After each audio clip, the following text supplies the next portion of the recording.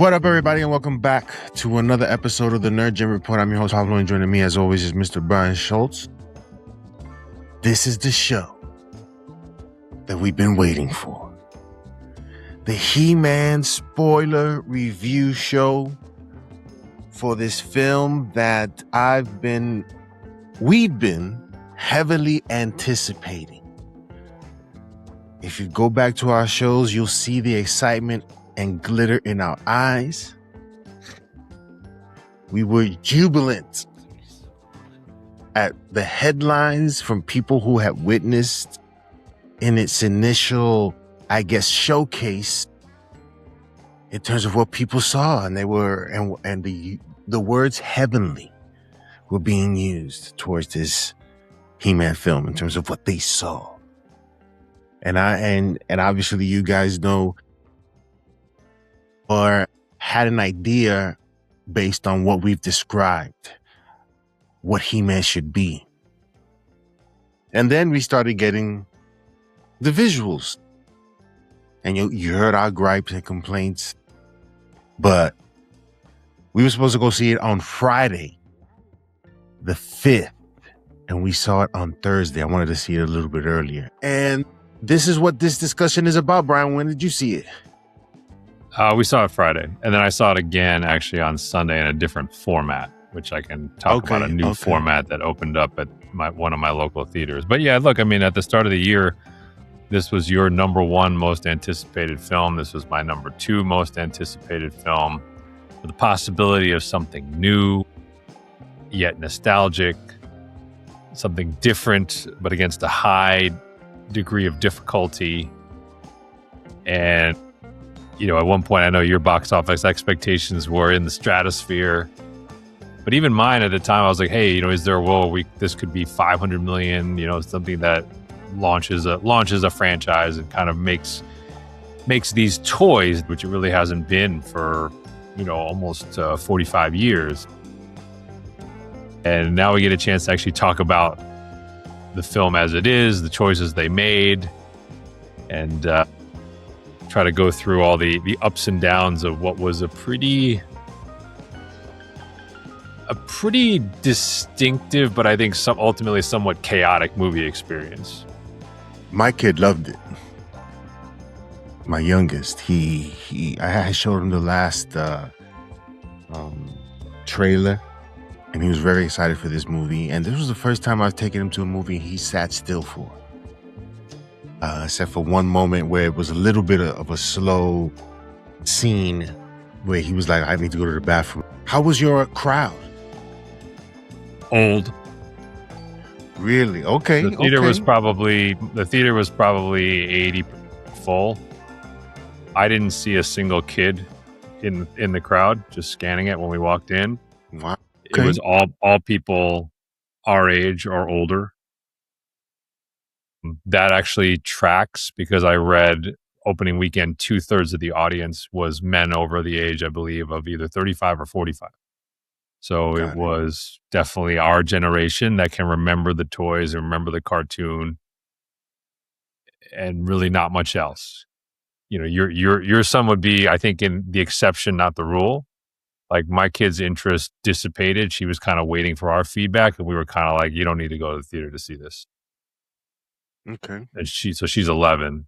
And like I said, huge Marvel fan, huge Star Wars fan, huge, Justice League fan. Like, she's really into the IPs, Harry Potter, How to Train Your Dragon. But so this should have been right up her alley. I wanted to take my son to go see Mando and Grogu, and he lost interest and didn't want to go. So she liked that one. She liked that one, but that's because she likes the show, and so she likes the characters. So she actually liked that film. Interesting. I still would have been curious to see if she saw it, what she would think about it. Would she still feel negative about it? Or probably she would have enjoyed it. I don't know. To be honest, I think a lot of it would have gone over her head. And we should talk about that, because that's a very conscious choice the movie made in terms of what audience it really wanted to talk to a lot of the time. So the movie starts, Brian, with Adam telling the story of Eternia, of his home planet, where he comes from. How did you think that opening scene? I didn't have too much of a problem with it because I know where it led as far as the amount of time we were going to spend on Eternia. I thought it was way too long. I thought okay. first off, the movie's way too long. 2 hours and 12 minutes plus three credit scenes is utterly ridiculous for this film. Yeah. And when I saw the construction of it, and we'll get into it, I think the main lead to understand is this is a meta He-Man movie. And I think one of the questions you have to ask is just how meta was it? Because there's layers of meta that are like, I know that was intentional. And then there's layers of meta where you're like, do I give them credit for being that intentional? Or did this just happen? Mm-hmm. Because this is a movie that's been in production for effectively 25 years. It's been at 5 or 6 different studios. It's gone through 7 or 8 different writers. And like, are you just seeing the Hydra effect of all those versions in what you see on the screen? But it takes too long for him to get back to Eternia. I think it takes about 40 minutes before, and this is spoilers. If you want to see the movie and you haven't seen it, then turn the show off until you watch it. From the time where Teela rescues him on Earth, like I think that's around like the 40-minute mark by the time they kind of go through that wormhole or whatever it is to get back to Eternia. Mm-hmm. That's just too long. I understood immediately when that was happening why critics were like, this is a film that kind of picks up some steam as it goes. Yeah. Because I was kind of bored, honestly, in the first 40, 45 minutes. I think I was a little bit fine with it. I wasn't like overly excited about it, but I think I was fine with it because it was giving some exposition, which a lot of it I understood. Obviously, because I grew up watching He-Man, but that's the thing.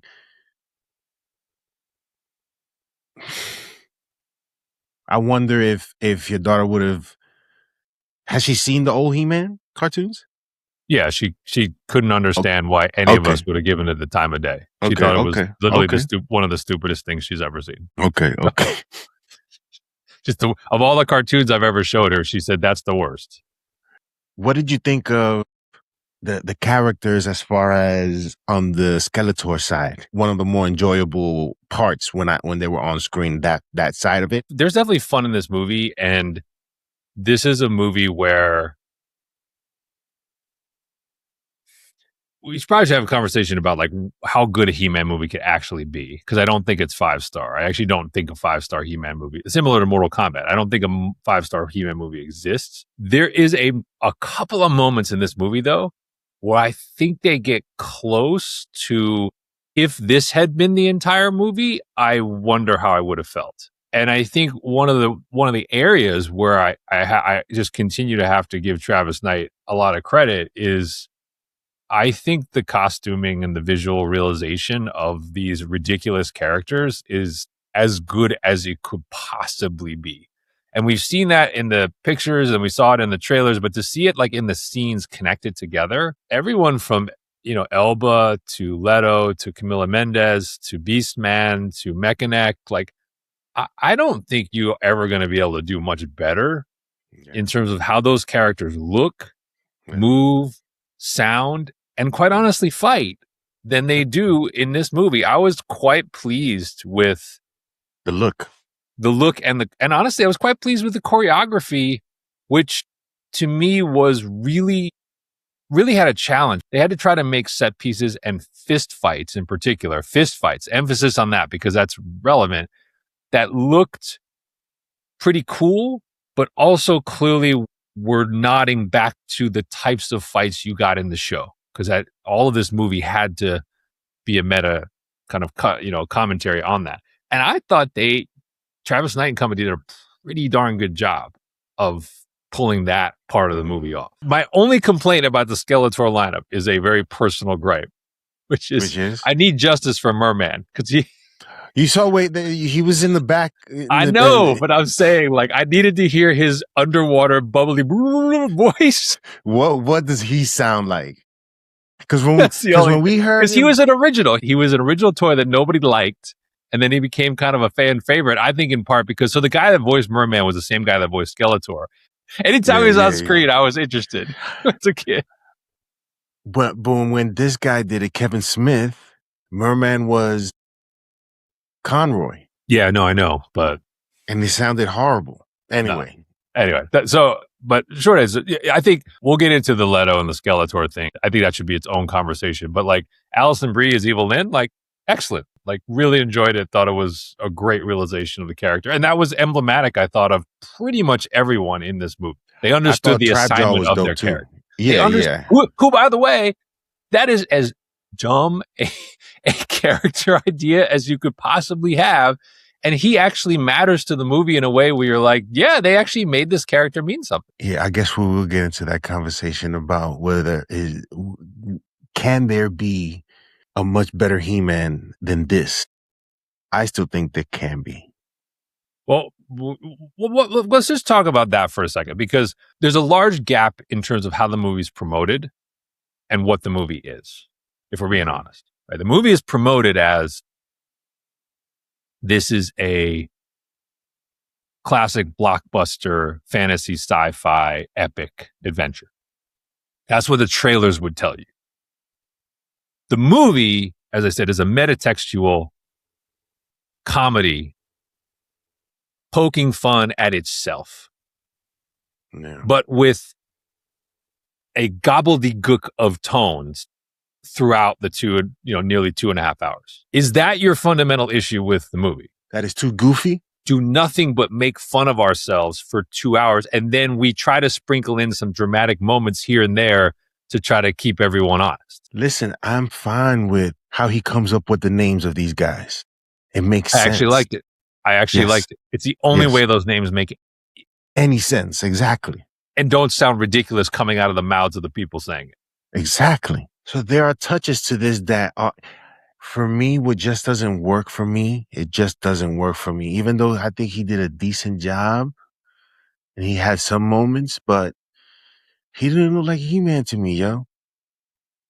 He just didn't pull it off, yo. If there's anyone that could bring back the big muscular guy and make it look good like Schwarzenegger, like Ferrigno, is somebody like Alan Ritchson.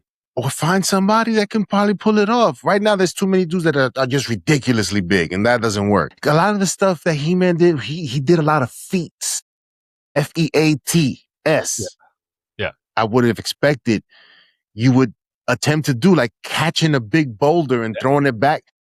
You didn't do none of that. You did some other stuff that we've never seen before as far as his powers and what he can do, but you didn't do anything that we've seen before that we would have liked to see live action. If you were going, like we've said before, if you're going to go for it, go for it. Thank you. That to me is my biggest struggle with the film. Because like I said, there's moments where I'm having fun. There's moments where I actually am into it, or I'm actually laughing or chuckling. I'd say more chuckling because I remember the experience of the show. But weirdly, the film stops a little bit short. It's kind of like Field of Dreams. They take their spikes right to the edge of the field and they don't step over. And I feel like they might have been better served just throwing all caution to the wind. And I think there's several examples of this. So Galitzine's He-Man is actually probably number one. I actually thought he did a creditable job. I understand what you're saying. The reality is He-Man just looks older. Like the character realization in the cartoon is he's just a fully formed guy. And so when you choose an actor who looks younger and plays younger and he's 25, right? They basically say he's 25 in the film. It's just going to have a certain different look to it than that. The opening scene where he's young and Cringer's a baby, that happened in the show. There's a flashback where Adam meets Cringer and Man-at-Arms is telling the story. Like they didn't pull that out of nowhere, just so people realize that. Like they did do their homework. And I think Galitzine, he's trying to play like a Love and Thunder Thor. That's kind of the note they were going for. Like I saw a lot of people talk about Thor 1, but in Thor 4, he's a joke, right? And so Galitzine's trying to, and the reason they're doing that is that He-Man had a really weird personality for how he looked, right? If you're being honest and you just go back and watch, he's always smiling. He always gets this like puzzled look as to why the bad guys are bad, which they make fun of. And he's always kind of the most earnest, honest, like do-gooder that you could possibly have. He just looks like Arnold Schwarzenegger, fresh off the stage, clearly. That's the whole, can I talk Skeletor down with modern office, type stuff. I got all that, and I didn't hate it. There was points where I was like, I get what you're doing. I'm kind of laughing with you a little bit. But to your point, if you're going to do that part of He-Man, why not just embrace all of his ridiculousness? And the thing that really teased me, and I'm just going to say this, I'll go right here. My favorite, hands down, it's not even close. My favorite scene in the movie is the last scene. The last scene of the movie to me is perfect. Why? The very last scene before the credits is perfect to me for what he meant. Because why? Because all the characters are now finally in their cartoon accurate costumes. And what does he do before they cut to credits? He runs away at an angle at that ridiculous gate that they had in the cartoon, jumps on Battle Cat, does the ride where Battle Cat, that was the cartoon, right? They pulled those right from the cartoon. And I said, if you could do that and I could enjoy it with the music playing in the background, the classic He-Man theme is playing in the background. Why not have him, as you say, catching boulders? Why not have him pounding the ground with his fist to open up the chasm? And by the way, you clearly knew some of that, because what does he do when he fights Skeletor at the end very purposefully? Puts the sword down. He puts it in the ground, because in the show, he doesn't use the sword on Skeletor ever. He's carrying this enormous sword, this sword of power. He never fights with the sword. He fights with his hands. Always, right? And that's why he fights Skeletor like it's a boxing match. And I was like, you guys understood that. You understood the lore. Why not just totally have him jump in a river and swim like crazy? Like, just do it. Just do all of it. Feats. Just do all of it. Because because you clearly got that part of it and you went that far. So why stop? And that was sort of my recurring theme with this movie of like, there is some good here. Why stop? Why you come this far? You might as well just, if you want the more adult looking version, I think Alan Ritchson is the obvious choice, who can do comedy, do drama, and already has the physique. But I think they were trying to, again, have their cake and eat it too. They're like trying to play to the people of our generation, but they were hoping to draw in a younger generation, so they pick a younger lead. Like, I do think that played into it. And that's how you end up here. Is the believability factor, Brian. With Superman, you can get away with it. He still has to look in decent shape, right? But with Superman, Christopher Reeve, he wasn't. Compare the physique that Henry Cavill had to Superman, and even Superman, the original, he had a decent physique, but he wasn't overly muscular, and you believed it because where he comes Reeve, from. For that time, though, Reeve did actually put on a fair amount of muscle. His chest and his shoulders are pretty big in a suit that does nothing for him. That's not a muscle suit. So I thought, for that time, I thought he did a pretty good job. Yeah. Absolutely. Let me ask you this. If, let's say, an Alan Ritchson would have been He-Man after he transformed, because that would have made sense, right? That he transformed, he transformed into He-Man. I said, yo, here's $5 million. Go do this. Go show up for these few scenes or whatever. I don't know. Does it change the movie? I think Skeletor was good. And again, I think we talked about this. You couldn't got anybody to do this, right? Well, hold that thought. Yeah. But making Skeletor hilarious is the way to go with him. When he's interacting with Evil-Lyn, Beastman especially, and all of his minions. There was some of that. There could have been more of that, especially between He-Man. Make it hilarious where He-Man is doing his speech or whatever, and Skeletor, he don't care about what he's talking about, right? It makes us laugh. I think those are the moments they could have taken advantage of. They succeeded with Skeletor, but I would have wanted a little bit more out of it. But I think the problem for me was He-Man himself, it's just not believable for me. I do think he's the weakest link. I don't know that Ritchson radically alters the movie. It helps, but at the end of the day, like, I do feel like Galitzine also had a really hard assignment, because he's playing this character and you're having to mix heroism with sincerity with goofiness. And it's not easy to do that. And I don't know, and this is not a super experienced leading man. And I don't know that, he was necessarily able to pull off all of it. I do think he's decent at points, but I don't know that swapping the actor would have been the difference between, this being a classic and this being kind of what it was. So I think it's more the choice of tone around He-Man and how much you want to embrace that and how much you don't. Because keep in mind, like, even if you wanted to use someone like Alan Ritchson, he has to be Adam too. Like, if you're gonna be authentic and poke fun at the show, part of the fun of it is that Adam is every bit as jacked as He-Man. You just right? Everyone laughed at that. You got the action figure because it was the same die cast model body, right? For both. You would have to have Ritchson as this hulking, meek dude in the office and in Eternia, and then obviously the loincloth and the harness come on. That's part of the mythology. I don't think you could let go of that and have like a Shazam situation. I don't think that would be a good idea to do. There's a whiff of the Shang-Chi here, which is, I think, the supporting cast, generally speaking, top to bottom, does a better job of completing their assignment than Galitzine does as Adam and He-Man. The trailers did this movie. It was very frustrating. I knew it was going to be frustrating because I got to say, like, regardless of how he looked as He-Man, we got robbed of so much of the magic of these scenes because we had seen the transformation. We saw so much of the final fight. We saw so much of even like the aerial scenes. There's just so much of this movie the trailers gave away to where, like, when I finally got to see them on screen, I was like, man, this still would have had me in that nostalgic mode because the transformation was pretty cool to like just see it realized on screen and then to realize, but I've been watching it on TV for 6 months. Exactly. And we knew that. I don't know who forgot about that being the part of the movie that everybody wanted to see on screen and perhaps even say it out loud if they hadn't already done it before at home. But you've seen it so many times that there's no urge, right?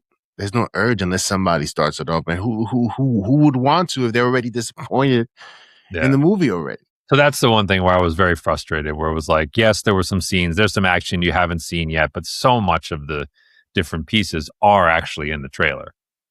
And that's really tough. It's definitely a little, some Green Lantern vibes in terms of how they much Aquaman it, yo. Yeah, and that's really unfortunate. He only transforms really twice, and there was real magic in that first one in particular, and they save it, yo. Yeah, because the fans know what they're going to go see, yo. You know how perhaps much more money they could have made if they hadn't shown that.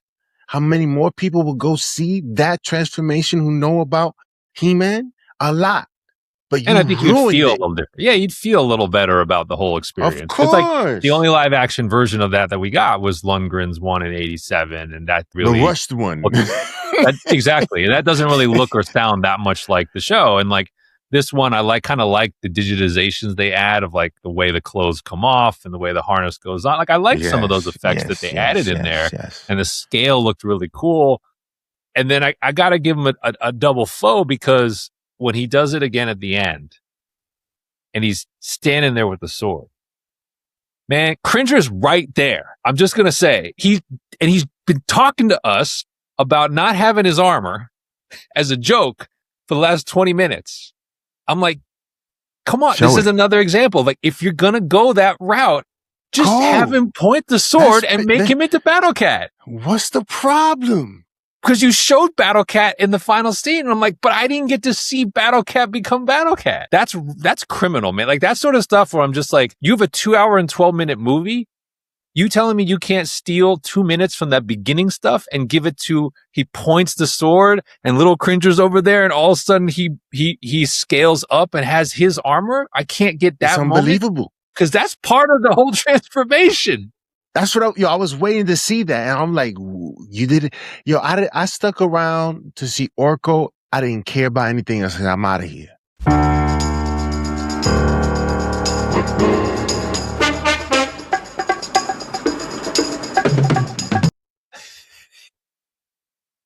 Who, by the way, looked good. I thought Orco looked good. I mean, he's a ridiculous character, but I thought he looked good on screen. You saw the last two end credits? I saw all of it. So I did give him. That's what I say. The very end of the movie is my favorite part because you get that final scene, which I think is the most true to the cartoon and actually looks good. Like Teela looks great with the actual hair.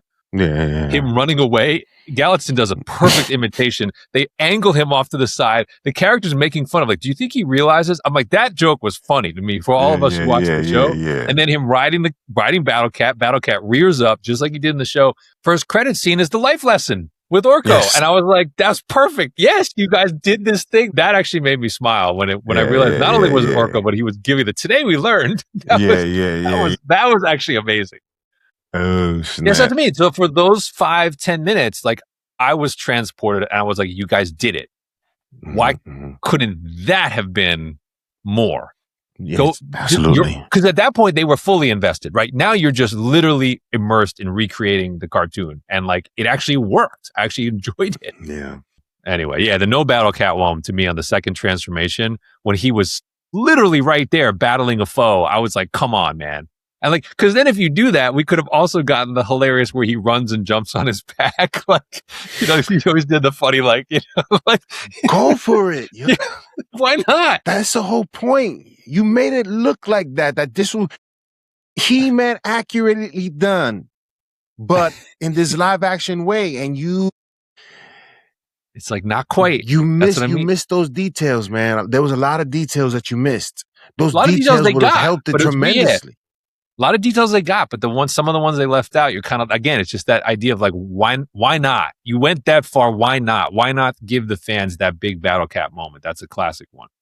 Who do you think said show the transformation in the commercials? Executives? Yeah. Travis Knight? I would like to have that answer. What kind of discussion was made? How did that decision come about? I think it's an Amazon decision. So first, I mean, there's so much meta here that like, do you want to give them credit for or not? If you don't know the lineage of the He-Man toy, it's actually worth going down that rabbit hole because the He-Man toy itself is this crazy amalgam of the post-Star Wars, post-Conan era. They're literally like barbarian, great. Space, great. Monsters, great. Magic, great. Throw it all in. He needs to ride something. Give him Big Jim's giant cat. Well, that's not believable. Paint the cat green. Like it's literally like just layers of lunacy that are just throwing into this toy line, and that's kind of what leads to the show. And while you're watching the show, and you're like, wait, he's got this sword, but then he flies around with lasers on this weird like water ski. The movie feels like that in terms of its construction, right down to the promotion, where it's like we need to promote and be all things to all people, which is kind of like what they were trying to make the toy. And I think a lot of people have pointed to there's like Travis Knight, who clearly is a child of the 80s. People now are like, well, you know, Adam and He-Man are so symbolic of the state of the world in the 80s because it's this white royalty who is born with a silver spoon in his mouth. And then he gets even more power to become the most powerful man in the universe. And like, look who's making the movie. It's the son of Phil Knight, right? The founder of Nike, who basically had all these different careers that didn't pan out, but kept getting chances because his daddy was writing all the checks, and then stumbled into this life of animation and this life of movie making and actually turned out to be really good at it. And now he's the one that's actually making He-Man. And actually this is sort of like a weird autobiographical, like representation of Travis Knight's life. And like, there's all this stuff that could go into how this came together. But I feel like the marketing fits into that because they're trying to do all these different things at once. And ultimately, I think they forgot maybe the basic lesson of cinema, which is you have to hold back some of the biggest thrills and surprises for the people when they go. And the reality is your core fan base is going to know what those are, and they're going to hold you to account without seeing it in a commercial. They're just going to go to see it. I would be amazed if people who were planning on seeing this, because they saw all of that and because of the reviews, they said, you know what? I'm not even going to go see it. I mean, the reviews were pretty good. I mean, for a movie like this, the reviews were actually better. I mean, the fact that this is like, you know, fresh on Rotten Tomatoes and it's like 70%. And, you know, if you go into the 70%, most of the people who liked it gave it pretty high marks. I think the critics actually gave it higher marks than I'm probably going to give it. Yeah. But I think there was this sense of critics had some degree of fun and felt some degree of freshness relative to Marvel and DC. That's my read, is they went to this and they were like, oh, this is kind of all over the place and there's a lot of tonal inconsistency, but I like the poking fun aspect. This is kind of fun. It looks pretty good at point. Like the characters look pretty well realized. Like, I do think they got credit for that from the critics. The fans less so. I mean, the cinema score is only a B. I think that tells you that, like, if it was mostly hardcore fans who came out, they still left kind of incomplete. I think B is not awful, but it's kind of saying like, hey, this was not everything I hoped it would be or hoped it could be. And that's kind of where we're at. Yes. But hey, we've stayed with Skeletor. Let's quickly talk about Skeletor. So I like Skeletor generally in this movie. I think he's actually the best character in the movie. Yes. I think it's unfortunate that everyone's discussion of Skeletor is qualified with almost like an apology for enjoying Skeletor because it's Jared Leto that's playing him. And I got two things to say to people about that. Number one, I'm not condoning anything he may or may not have done. That stuff that's come out, obviously what I am going to say is, if you had to apologize for the personal transgressions of every performer in Hollywood who has such transgressions, you would be apologizing every time you went to see a movie, pretty much. Point is, there's a lot of not awesome individuals who are up on screen. It's kind of like the Denzel at the beginning of Training Day. This is newspapers, 90% bull, but I read it because it entertains me. It's Hollywood. 90% of these people are bull, but they entertain me. See, the point is, why did Amazon have to pay this guy $5 million to do this when nobody was going to see his face? You can't tell it's his voice. And all they're getting from this is this negative blowback of like, I enjoyed Skeletor, but am I allowed to enjoy Skeletor because it's Jared Leto? Like, it didn't need to be Jared Leto. Yeah. But what he did with Skeletor, I actually was entertained. Yeah. This was a pretty entertaining Skeletor. Absolutely. And he did the thing that I wanted him to do, which was the alliteration insults of He-Man and of his underlings. That's what I wanted. And he did that. That is one, I would say, the number one thing they got right. He does the laugh pretty well, actually. The cat. Yeah. Given it was Leto, when he's got hands on Evil-Lyn, there's definitely people that are like, was that deliberate? Like, what's going on here? Like, that's what I mean by it was unfortunate, right? That they had an actor who had that attached to him, and people kind of, that added noise to it, especially when, you couldn't tell it was Leto. And I'm sure a voice actor could have done that just as well. But I liked Skeletor. Any other supporting characters you really liked? I actually had at least one other one that I thought was a standout. What do you think of Elba as Man-at-Arms? I thought he was okay. Idris Elba was just okay. Like, I even liked the Man-at-Arms from the original one with Dolph Lundgren. Yeah, he's not bad. Just supporting. He doesn't have a lot to do, but he's not bad. Yeah. And I thought that's the way I felt. I never expected Man-at-Arms. I mean, they did give him some spotlights, right, throughout the film. I think I liked it more than you did. I actually thought I liked kind of what they did with him versus Trapjaw. I kind of liked that there was meaning to that first fight that he loses and then he gets a chance to redeem himself. I wasn't sure about the whole, like, he's a slavering homeless drunk kind of deal. Like, that seemed like a little much for how he took things. But I generally like Elba. I thought he was good and it was sort of like a mentor type of role. I thought it worked. I thought Teela was really good. I thought Camila Mendes was a revelation to me. I considering like Teela's part in the cartoon was always kind of unfortunate. Like, she rarely had a lot to do. She just is like, hey, kick some ass on some of these bad guys. And she's like always there for He-Man. And sometimes she's a damsel in distress, but there's really not much to the character. I thought Camila Mendes was like making it happen with this character on screen. I was like, she's got charisma. She could do the action. She physically was very believable the way she was moving around and fighting. And there was just something about the look where I was like, this is actually, even though she's younger looking, this is actually a really good realization of the character, right down to at the end when they gave her the grown-up hair and that was up in the bun. I was like, wow, she actually really, I had sort of been neither here nor there with her in the promotional material, but I walked out of the movie being like, wow, she actually outplayed Galitzine. And I was like, I would like to see her do other IP stuff. She could be good at action. She could be good at, it was kind of like that Sasha Kaye mold of like, I now have this person on my radar for if she shows up in an action or a superhero or a sci-fi movie, I will pay attention. So Teela to me was a big win. Yeah, Sorceress didn't have much to do, but the thing is, they did the thing in the show, which is Sorceress appears like a vision a lot of the time, and that's what they had her do, which I was fine with. The joke parts, you know, I get it. It can be, but you know, some of them didn't land, and that. Well, there was the James Gunn school of jokes, right? Which is you fire 1,000 jokes, and you just hope your hit rate's good enough. And I would say the hit rate in this movie was pretty low. I don't know how they had come to an agreement about some of these lines and how they do it, and they make the decisions for the little pieces of comedic.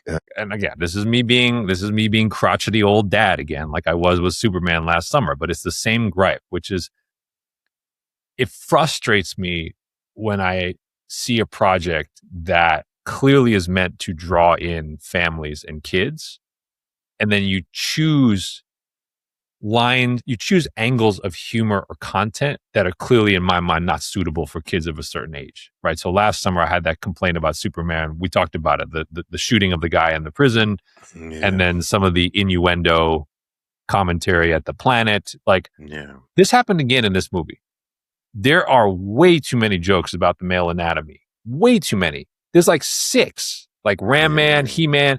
And I'm like, if you really want 7 and 8-year-old kids to watch this movie en masse and buy your toys in a movie where you've got a joke every half second, leave those. To me, I'm like, why are those in the movie? Just leave those on the cutting room floor so that I, as a parent, if I want to have my kid watch this at a certain age, does not have to think about covering their ears or like muting volume. Like, it really frustrates me that Hollywood's doing that.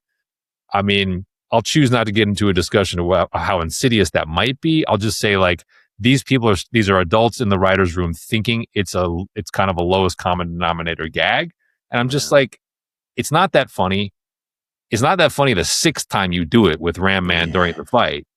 And I'm just like, it doesn't add anything. So just take it out, because for kids, it's definitely not something that I think they need to be hearing. So again, a recurring theme with these films, which I feel like are trying to get 8, 9, and 10-year-olds interested, but in my mind are feeding them at least some content where I'm like, come on, man, that's more for teenagers and adults. Like I said, the way they came up with that story of how he named them was brilliant. Mm-hmm. But when I was a kid, I didn't think about none of those things as far as where they were going with these jokes. I just knew them as Ram Man and Fisto and stuff like that. I knew as an older guy, but they didn't have to dig into that. Just, I want to get your visuals and fights and landscapes, and now that you got to see all of it, what did you think? I wasn't that mad at Eternia and how it looked. I just, again, my biggest gripes is that Eternia is like in the backyard. You know what I'm saying? And it felt too small to you? Yeah. I think it had to be a little bit more expansive as far as landscape. That's what I'm saying, yo. He-Man used to go on treks in these vehicles. You know what I'm saying? He needed to go to a different part of the planet in order to do certain things. There wasn't enough of that for me in this movie. But see, okay, so that's what I would say to you. If it doesn't take 40 or 45 minutes to get back to Eternia, then maybe there's a little more time to do stuff like that, right? Yeah. I liked the forest. Like, I didn't mind like what I saw. I thought it was probably better than some of the promotional material. It wasn't as good as like Predator Badlands in terms of like creating this, or certainly not Avatar, which I wouldn't have expected, but in terms of creating this like truly fantastical world. But I didn't mind it. And like I said, I'd be curious to see what you thought of the fights, but I thought they were pretty good. Like Trapjaw versus Man-at-Arms. The fighting scenes that they did, you were looking out to see how these characters use their gifts, I would say. And I think they were right on with how they portrayed Fisto, Ram Man, Mechanic. I would have liked to have seen some usage other than in fighting, like with Mechanic and He-Man and Battle Cat or Man-at-Arms go on this trek. And for reconnaissance, they use Mechanic to scope out situations. Oh, yeah. You know what I'm saying? True. Yeah. Things like that, you know, Ram Man to open up you know what I'm saying? Like, having these resources with you and having them make use of them, I think would have been a dope thing. But too many jokes, too much time spent on these small moments. I don't know. I still think you just stay in Eternia and explore that, then go to Earth. But I get it. I mean, I get why they had to get back. I mean, so Earth had a purpose, right? Which was creation of the names, creation of the dreams, and to get back. My complaint, like I said, was it just took us too long to get back. And honestly, the way we got back, I thought that scene with Beastman on the bridge lasted way too long. Like he would come out of nowhere, and then Teela would get rid of him, and he'd come out of nowhere. It's like the fourth time. I'm like, all right, like we're good. We can get back to the ship. So I do think there was some time wasted there. I thought his parents were pretty good, but didn't have a lot to do. James Purefoy and Charlotte Riley, I thought did a pretty good job, but there just wasn't a lot like for them to chomp on there. If you were an exec and Travis Knight comes to you and says, let's continue this, would you be willing to listen to his pitch? Sure. Yeah.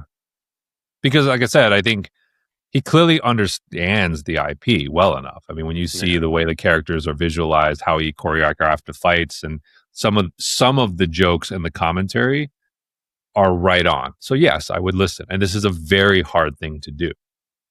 My biggest thing for the second one would be fully embrace, now that you've proven the point, fully embrace basically the bringing to life of the cartoon, because I do think that's when the movie works best.